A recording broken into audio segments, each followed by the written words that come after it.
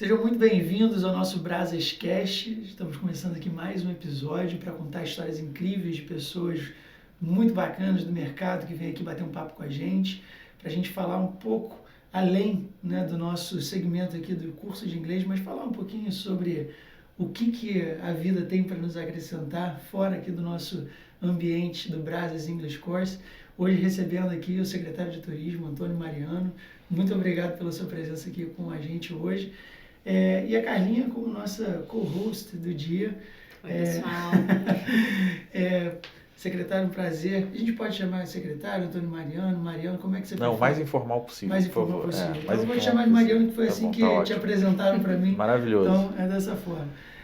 Mariano, queria começar aqui pedindo para você contar um pouco da sua história para a gente. E o que eu vou te pedir também é que muitas vezes quando a gente pede para as pessoas contarem as histórias delas, né, elas têm uma tendência natural que é falar sobre a história ligada do ponto de vista profissional. Mas a gente quer saber do Mariano para além do profissional também. Então conta um pouquinho da sua trajetória. Exatamente, conta um pouco da sua trajetória de vida, um pouco da sua história familiar. Beleza. Enfim, você estava falando agora um pouco, né, dos bairros onde você, do bairro e dos bairros onde você já morou, das ruas. Enfim, conta um pouquinho pra gente no detalhe. Bom, pessoal, em primeiro lugar, obrigado pelo convite. Prazer estar aqui hoje com vocês. E falar que eu também sou uma pessoa muito curiosa para conhecer a história das pessoas, né? Acho que é o que você falou, esse lado profissional a gente sempre vê, tá muito mais em evidência. Eu fico pensando, como é que é essa pessoa assim em casa? O que ela gosta de... Qual é a série preferida dela, né? Já adianto que a minha é The Office.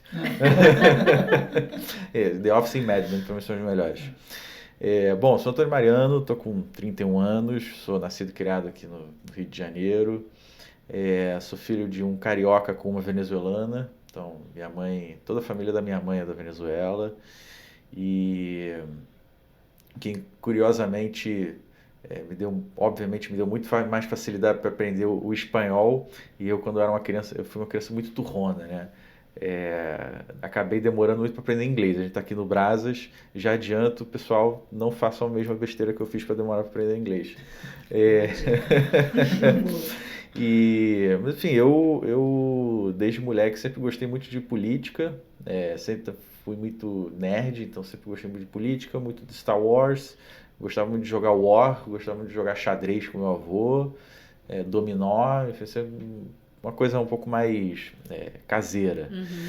E, enfim, queria ter sido jornalista, virei cientista político, fiz um mestrado em administração pública, hoje fazendo um doutorado em ciência política. Tem que terminar, tem mais uns 6 meses de prazo antes que meu orientador corte minha cabeça, mas tá aí, a vida como ela é, né? E, assim, eu sou botafoguense, sofro, gosto de sofrer. Meus pesos. Exatamente. Sou botafoguense. Sou melhor que o Vasco, né? Porra, graças a Deus, cara. Meu chefe é vascaíno, então não posso falar muito. E eu sou mangueirense, adoro Mangueira, assim, sou apaixonado pela Mangueira, mas gosto muito da Portela também. Chefe portelense.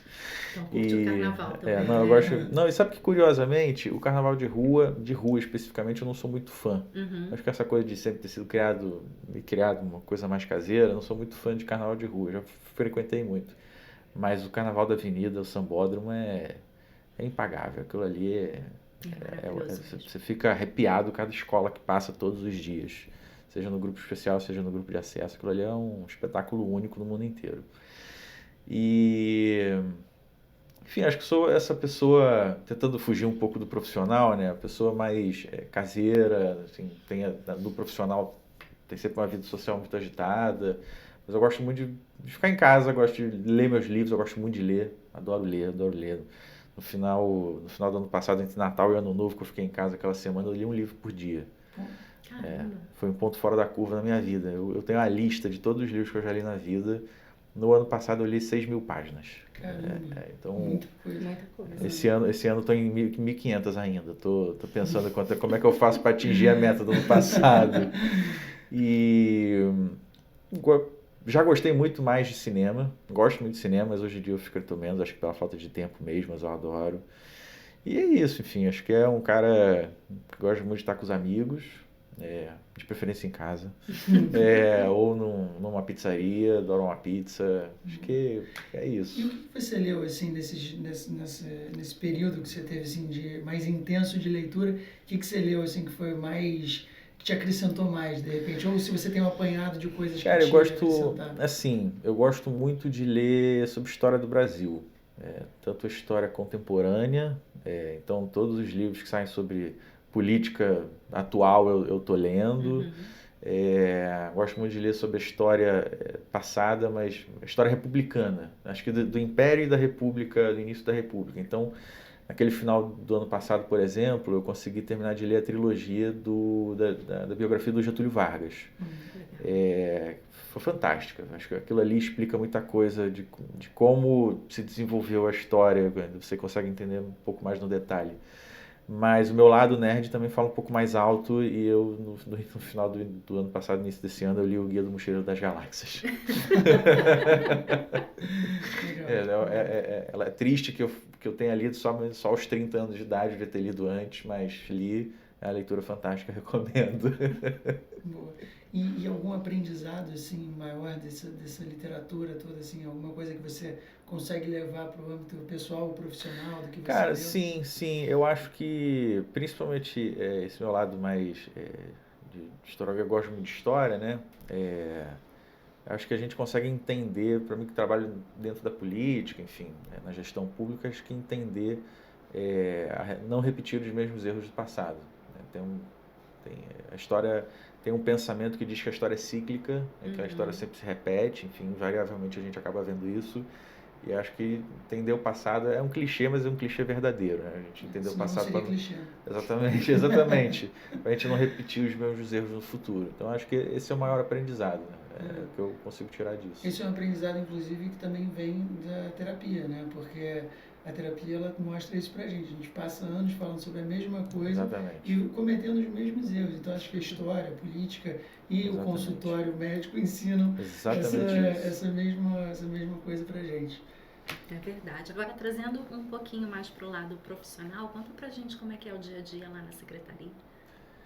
Intenso, completamente sem rotina, doido, mas eu adoro. Assim, eu tenho... De vez em quando me fazem essa mesma pergunta, assim, como é que é o seu dia a dia como secretário? E eu fico pensando, cara, não tem um dia a dia, né? Não tem aquela coisa de você chegar 8, 9, 10 da manhã, bater um ponto, ficar o dia inteiro no computador, não sei o quê, uma reunião ou outra, não tem.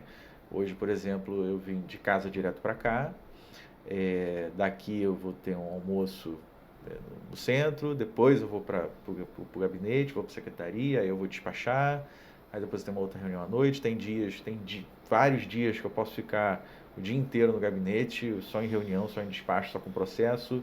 Tem dias que eu nem sequer piso na minha sala, eu posso ficar 3 dias sem ir na secretaria de tantos compromissos externos. Então, assim, não tem uma rotina, mas isso eu gosto, eu particularmente gosto. Acho que se fosse uma coisa sempre a mesma fórmula, acho que para mim ia ficar uma coisa meio enfadonha.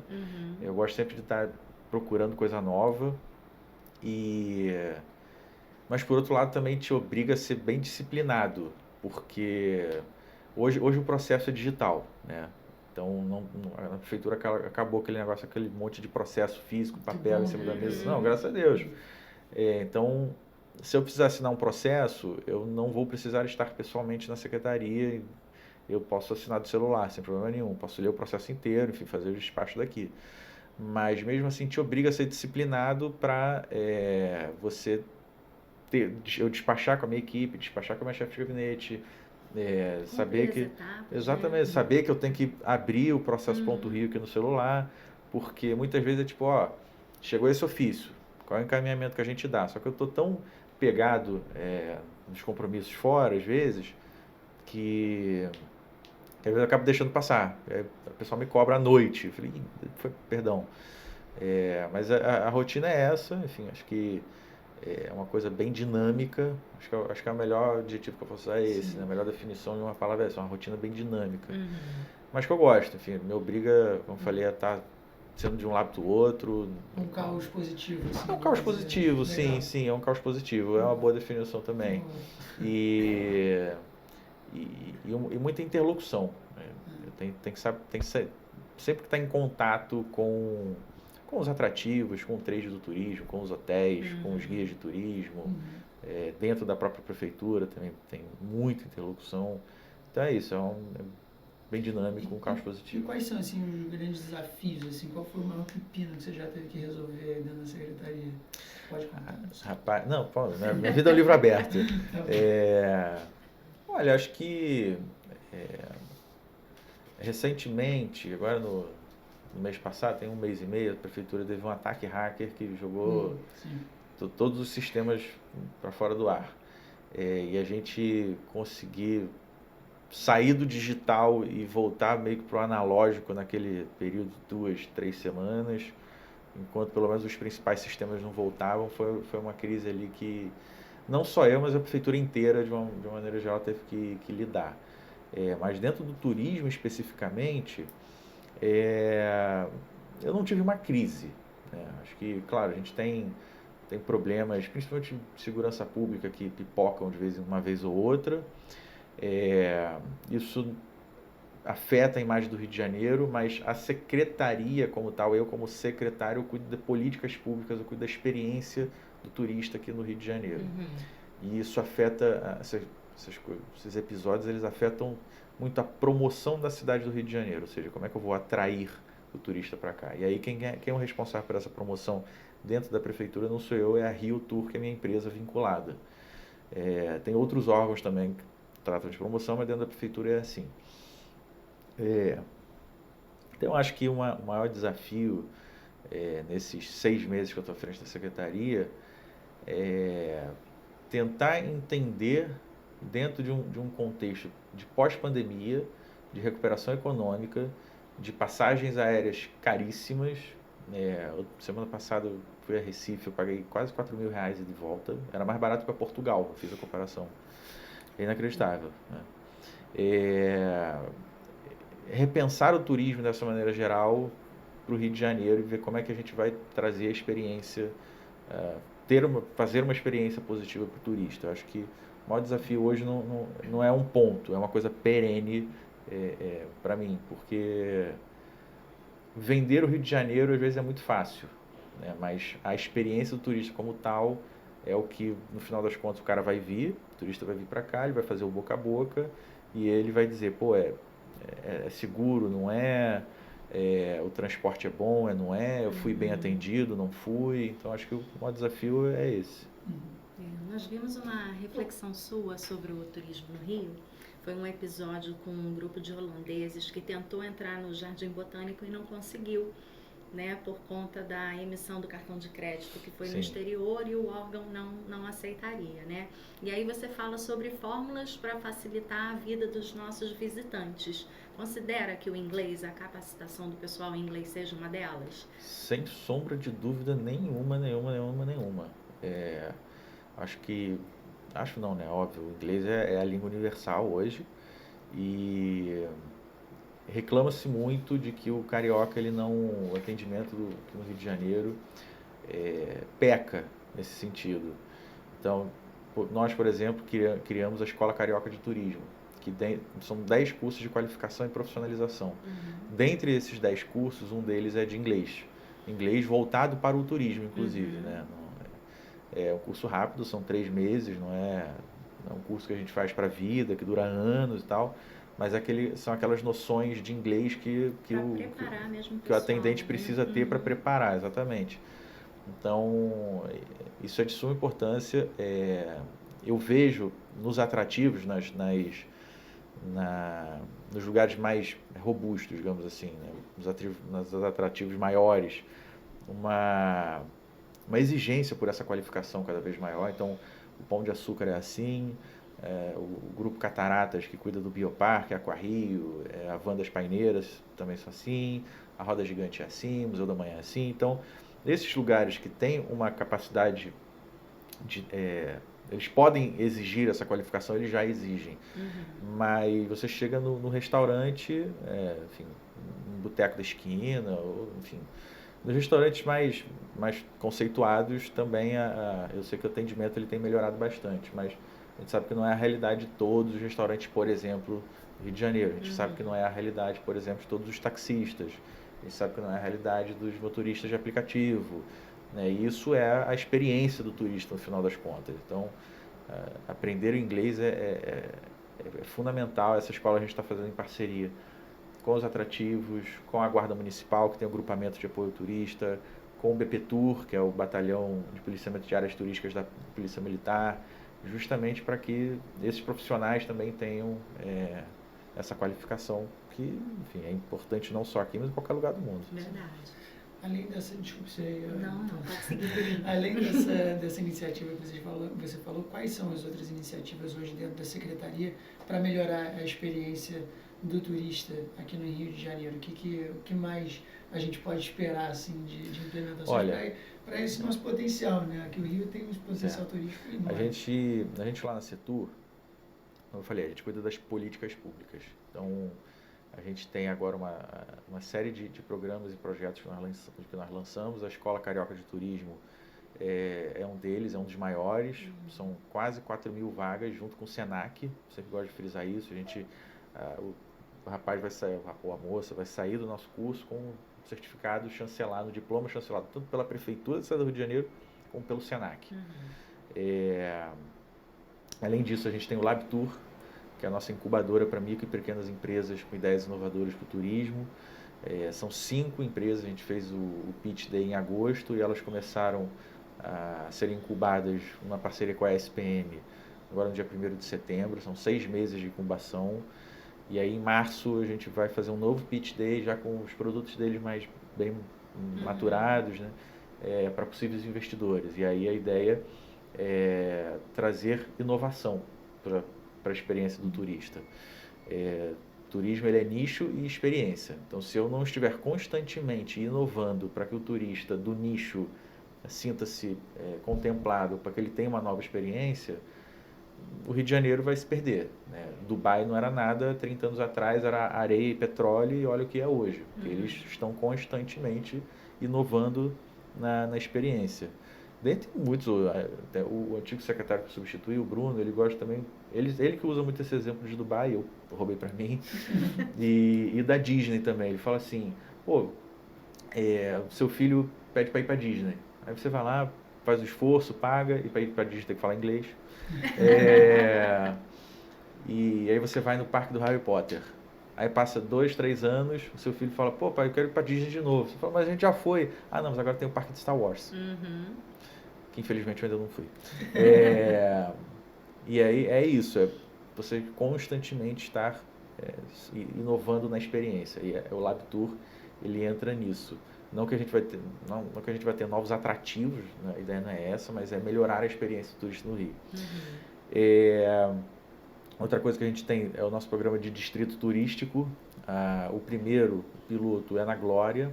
Não sei nem se vocês chegaram a ouvir falar do Dias de Glória. Exatamente. A nossa meta é lançar um distrito turístico por ano, inclusive isso está no nosso plano estratégico até 2030. Esse Dias de Glória, nesse programa piloto, a gente faz uma grande governança do que é necessário. A gente escolheu o bairro da Glória porque ele é a conexão da Zona Sul com o centro da cidade, o centro histórico, ali a Cinelândia, e ele estava esquecido, ele estava meio abandonado. Então, a gente chegou lá e falou, bom, o que isso aqui precisa para ter ser revitalizado, ter o seu potencial turístico renovado. E aí, obviamente, sem contar as obras de conservação, são quase 25 milhões de reais que a Seconserva está colocando lá, que aí inclui refazer todos os largos, todas as praças, recapeamento, poda de árvore, troca de iluminação por LED, a gente conseguiu adiantar esse calendário, mas é também, por exemplo, a adoção de parques. Tem o Parque Lúcio Costa, que é um caminhozinho que leva até o Outeiro da Glória. 2 empresários adotaram aquele parque e eles vão reabrir em breve. O parque estava fechado há muito tempo, estava com mato, batia aqui, né? Agora já está limpo, eles vêm mantendo aquilo ali. E vai ser um parque sustentável, eles vão colocar ali nenhuma estrutura fixa, você... sei lá, carrocinhas móveis que você possa comprar comida, bebida, vai ter aula de yoga, a ideia também é que tem a gente pintando, seja meio que uma Montmartre carioca. A Praça Juarez Távora, que fica em frente à Manchete, ali, Manchete Hotel Glória, foi inaugurada, deve ter uns 10 dias, reinaugurada, porque ela foi adotada pelo Hotel Glória. O Hotel Glória foi comprado por um fundo de investimento, está sendo retrofitado, e o mais curioso é que o nosso slogan, Dias de Glória, deu tão certo que eles pegaram para ele: os dias do Glória estão voltando. Eu achei fantástico. Eu até falei pro dono lá, falei, cara, eu adorei que vocês roubaram o nosso slogan. Tem algum plano para tirar as grades dos parques e das praças? Porque eu sinto que a gente vai se aprisionando. Assim. Então, depende. Na outra gestão do prefeito Eduardo Paes, algumas praças tiveram suas grades retiradas. Praça Tiradentes foi um exemplo disso. A Mahatma Gandhi na Cinelândia também foi um exemplo disso. Mas tem outras que faz parte, né? E muitas vezes também é tombada. A Praça Paris, por exemplo, é gradeada, mas ela é tombada. Nem se a gente quisesse, a gente poderia retirar aquelas grades. E muitas vezes também, dependendo do lugar, dá uma proteção, porque a guarda municipal vai lá à noite e fecha, então você não tem depredação de madrugada, ela de manhã ela abre, enfim, mas ela, no que é possível, a prefeitura sim tira as grades justamente para integrar melhor ao ambiente. Enfim, continuando, isso a gente faz tanta coisa, rapaz. A gente tem o Dia de Turista também, acho que é um programa bem bacana de falar, que ele é levar pessoas em vulnerabilidade social, né, para os principais pontos da cidade do Rio de Janeiro. Então a gente tem termos assinados, parcerias assinadas com o Grupo Cataratas, Roda Gigante, com o Pão de Açúcar, e outros lugares, Planetário, Teatro Municipal, que é justamente levar essas pessoas que só veem esses atrativos, esses lugares pela televisão, e elas pensam, bom, esse Rio de Janeiro não é meu. E o nosso intuito é justamente mostrar, olha, esse Rio de Janeiro também é seu.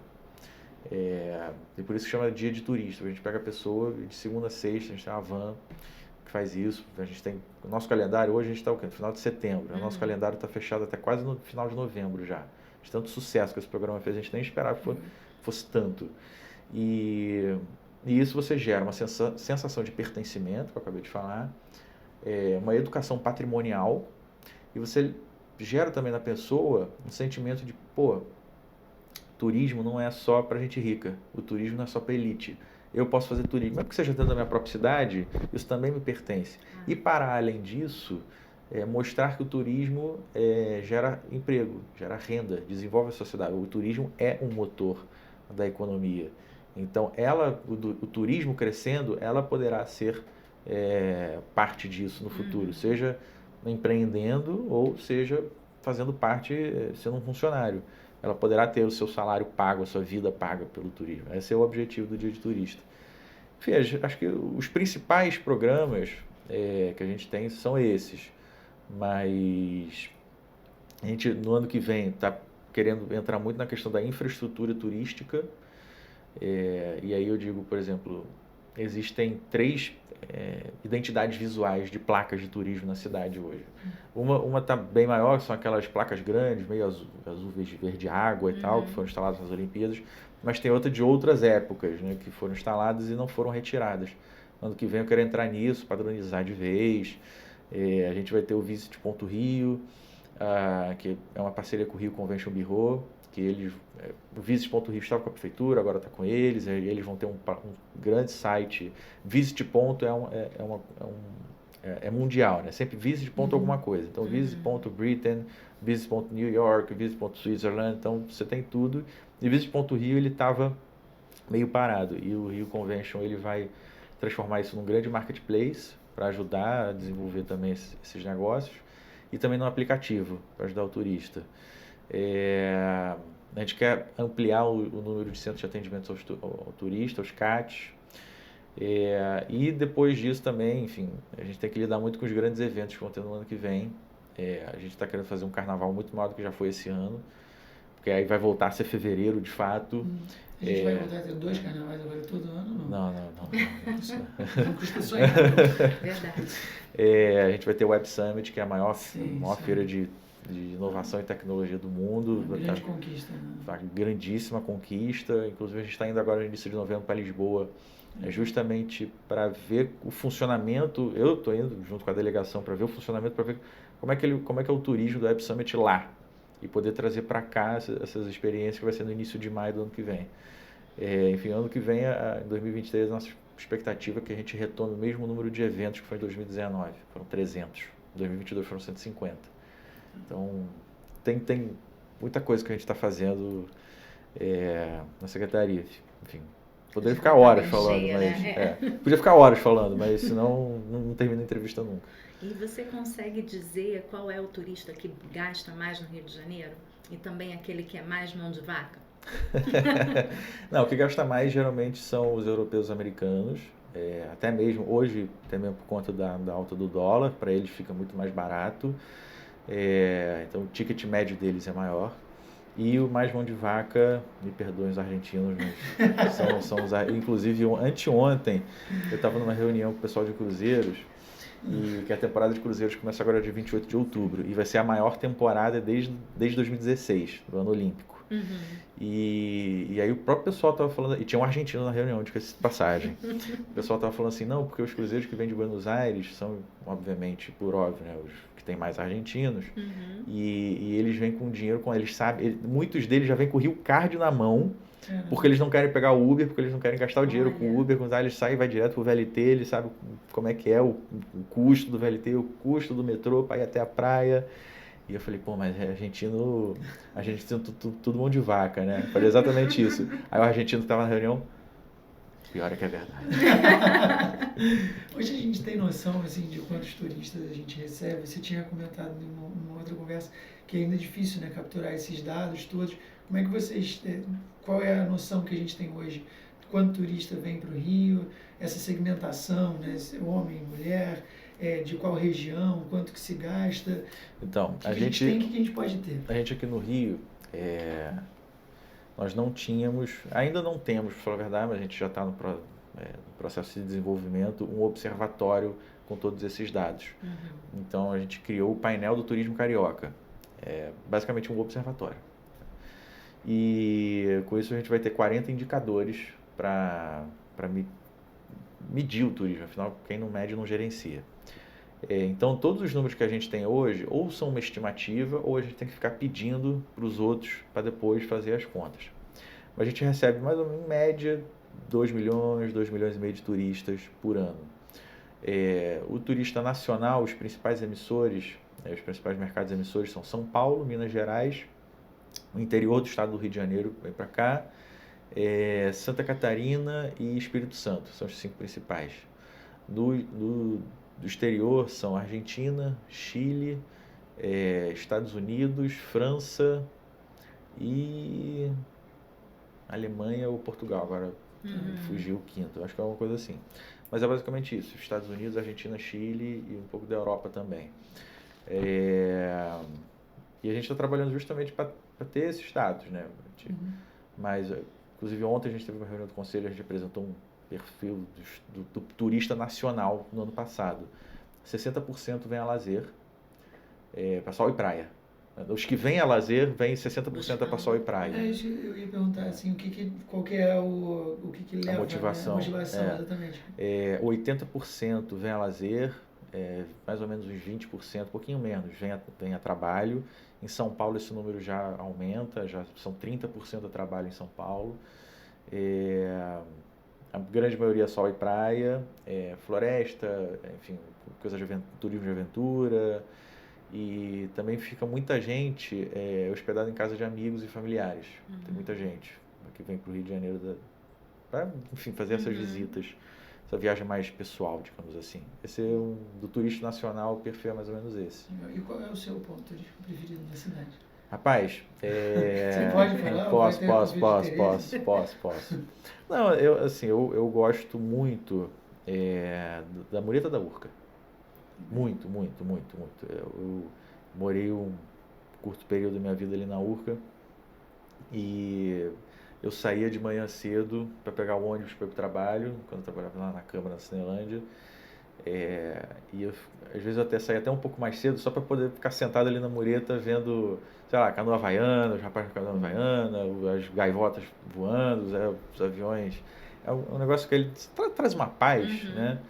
Enfim, eu também gosto muito do pastel do Baruch, então Ajuda. acaba unindo o útil ao agradável. Mas, certeza. assim, acho que a vista chinesa é um lugar também fantástico, e a vista que, aí é inegável, né? Que o próprio Morro da Urca, o Pão de Açúcar e o Corcovado nos dão também é lindo, mas assim, tem outros. Eu sou uma pessoa muito de vista, né? Então a Roda Gigante também é um lugar que vale a pena ir pela vista. Mas eu acho que todos os atrativos do Rio de Janeiro valem muito a pena. Assim, mas o meu preferido, assim, onde é que você vai para, sei lá, dar uma descansada, umas parecidas. Mureta da Urca, eu vou lá. E não é um ponto turístico talvez tão óbvio assim, né, pro turista do exterior, eu não sei, existe? Não é. É. É assim, é uma coisa mais pra gente do Rio de Janeiro mesmo. E a gente ainda divide, né? Que você fala assim, você vai na Mureta ou vai na Pobreta? Então, a Pobreta é ali logo no iniciozinho, perto do quadrado, né? Da Urca. A Mureta é já lá do Baruca mesmo. E é uma coisa que realmente os estrangeiros conhecem pouco. Eu mesmo, quando tem gente de fora, falo, você conhece a Mureta da Urca? Não. Então vamos lá. E o pessoal fica encantado. Hoje, esse trabalho que você falou de educação, né, que vocês estão fazendo, curso, para instruir melhor esse segmento de hospitalidade, qual que é, você consegue hoje classificar assim, o nível do inglês dessas pessoas? Como é que tem uma pesquisa de satisfação do turista que vem para cá para saber como é que ele se sente acolhido nesse aspecto? Como é que você vê essa possibilidade de melhoria? Assim, o que a gente pode fazer para melhorar ainda mais?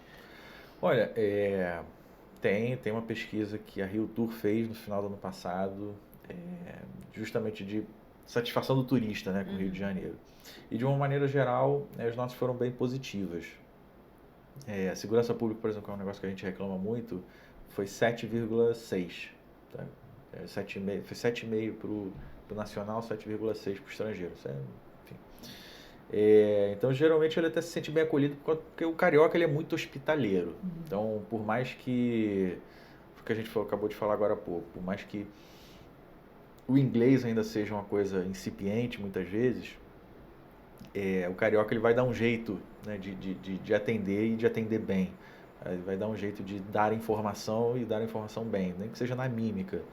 Mas, de fato, acho que se não fosse por esse carioca way of life, né, da gente ser hospitaleiro, ser pra cima, né, ser simpático, eu acho que o turista provavelmente ele se sentiria menos acolhido justamente por isso, a gente não ter essa ferramenta da comunicação que é a língua. Porque em outros lugares do mundo, aí eu não vou falar nada, não vou citar para não ter uma gafe diplomática, são famosos justamente por se não fala minha língua também não deixa para lá, se vira aí. E eu, assim, desculpa, eu não falo todas as línguas do mundo, mas a gente tem que aprender. Então, e o carioca ele tenta, né? Eu gostei, você deu uma ideia aqui, que de repente a gente podia fazer um programa chamado The Carioca Way, que seria o jeitinho carioca traduzido, olha aí. Né, literalmente, mas a gente podia fazer o The Carioca Way para se virar o guia, né? Para se virar, né? no Rio de Janeiro. E o que mais te empolga? O que é apaixonante para você aqui no Rio? O Rio de Janeiro. De cara, o Rio de Janeiro. Eu não sei, eu acho que o conjunto da obra da cidade do Rio de Janeiro me empolga. Quase todos os meus melhores amigos saíram do Rio. Um está na Alemanha, a outra está na Holanda, uma está no Porto, outra está em Brasília, outra está em Santiago do Chile, outra está em São Paulo. Acabou que eu tenho aqui um casal desse grupo de melhores amigos, um casal e um outro também, que são os 3 exércitos de Brancaleone que acabaram ficando, né? Então isso me entristece, porque nunca eu pensei em sair do Rio de Janeiro. Eu sempre quis trabalhar para o Rio de Janeiro. Minha família sempre foi ou tinha suas raízes políticas ou raízes.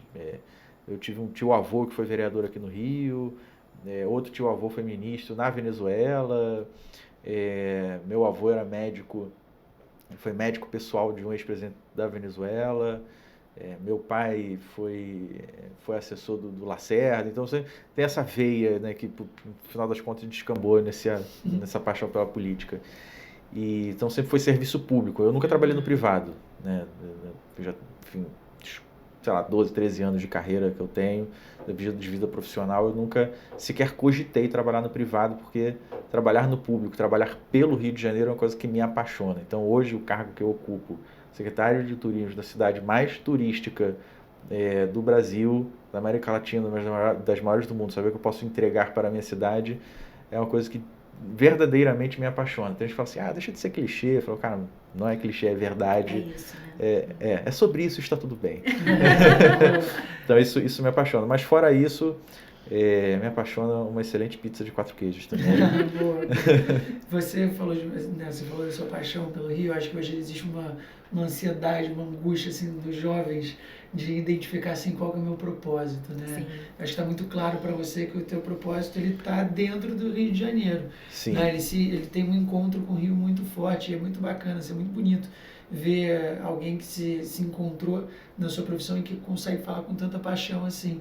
Agora, do ponto de vista de propósito, o que você quer, né, pensando para o futuro, uma vez que você identificou o que você ama, né, qual é a sua paixão, qual é esse propósito, o que você espera, o que você quer para o Rio de Janeiro? Cara, de novo, clichê, mas de novo também, se não fosse clichê, que seria verdade. Eu queria um Rio de Janeiro acessível a todas e todos. Eu quero esse programa Dia de Turista nosso, apesar dele ser pequeno, enfim, a gente quer aumentar ele, mas é um programa que verdadeiramente me deixa feliz de saber que pessoas que não têm acesso estão tendo acesso. Eu acho que o Rio de Janeiro vai muito além daquele cartão postal do Pão de Açúcar, do Corcovado, de Copacabana. A gente trabalha muito criando novos roteiros do Rio de Janeiro, então o roteiro Imperial de Santa Cruz, o roteiro de Madureira, o roteiro do Polo Gastronômico da Ilha do Governador, do Polo Gastronômico das Vargens. Isso é uma coisa que a gente procura incentivar no turista. Vá no cartão postal, por óbvio, é isso que trouxe o turista para o Rio de Janeiro, isso a gente nunca vai deixar de explorar, mas estando aqui, visite Santa Cruz. Você tem um prédio lá, que hoje é o quartel Gran Cabrita, que aquele imóvel, ele conta a história do Brasil por si só, porque foi a fazenda dos jesuítas na época da colônia, depois o Império, quando expulsou os jesuítas, pegou para si a fazenda, depois foi lá onde Dom Pedro I passou a sua lua de mel, e depois a República pegou para si, aí hoje é um quartel do Exército. E curioso que ali, se fala-se muito sobre Petrópolis. Petrópolis, só que Petrópolis foi construída por Dom Pedro II. Dom João VI e Dom Pedro I iam para lá. Não iam para Petrópolis, não existia. Iam para Santa Cruz. Então, tudo isso me apaixona, sabe? Conhecer essa história do Rio de Janeiro, saber como é que a gente pode desenvolver melhor, explorar isso melhor, e saber que a gente tem um negócio muito rico aqui. A gente tem uma síndrome de vira-lata que, por um certo ponto, é divertido que a gente faz. A gente ri dos nossos problemas, rir para não chorar. Mas por outro lado, às vezes isso pesa demais. A gente pensa, o Rio de Janeiro nunca vai dar certo. Não, cara, o Rio de Janeiro vai dar certo. Eu acho que nesse ano 2022, claro, a gente teve N problemas, pós-pandemia, etc., crises, mas o Rio de Janeiro por si só, a gente já recuperou todos os empregos perdidos na pandemia, por exemplo, aqui na cidade. Isso é uma coisa que sempre vale a pena falar. Então, mostrar que está dando certo. E qual a mensagem que você gostaria de deixar para o pessoal que está ouvindo a gente? Estudem inglês. A resposta é sem ser o secretário de turismo. Para a gente finalizar e concluir aqui, diz uma mensagem, assim, um recado, talvez pegando por esse lado de ter encontrado alguma coisa, né, que você é apaixonado por fazer, o que você pode dizer para as pessoas sobre isso? Eu acho que assim, você falou, o jovem ele é muito ansioso e tal. Acho que isso é natural do jovem a qualquer época, enfim, da história e da vida, né? A gente sou jovem. E somos todos jovens. No mínimo aqui somos jovens. Eu acho que essa coisa da ansiedade é uma coisa natural que a gente tem que lidar com isso. Acho que esse aparelhinho aqui nos deixa cada vez mais ansiosos. Estava até comentando que eu não tenho TikTok para não ficar ansioso, não conseguir não usar o aparelho, o celular. Mas a minha mensagem vamos com calma, take it easy, aproveitando que a gente está no Brasas. E com calma e, enfim, vamos explorando tudo que a gente pode explorar. Eu tive um professor no mestrado que ele era médico, acho que ele era cardiologista, não lembro. E ele largou a medicina, virou cientista político e hoje a mãe dele liga para ele e fala assim, meu filho, eu tô com a dor não sei onde, ele fala, procura um médico. Então, assim, ele fez isso já depois dos 40, então, mensagem, dá pra gente se renovar, assim como o turismo se renova, tem que se renovar, a gente pode se renovar também, enfim, isso não é problema nenhum para ninguém, nunca. Legal. E estudei inglês. Boa, legal. Muito obrigado, Mariana. Que isso. Obrigado a vocês. Valeu. Obrigado, pessoal. Obrigado. Isso foi mais um Brasas Cast aqui. Fiquem ligados nos próximos episódios. E nas nossas redes sociais. É verdade. Boa, obrigado. Inclusive o TikTok. Valeu. Obrigada. Obrigado.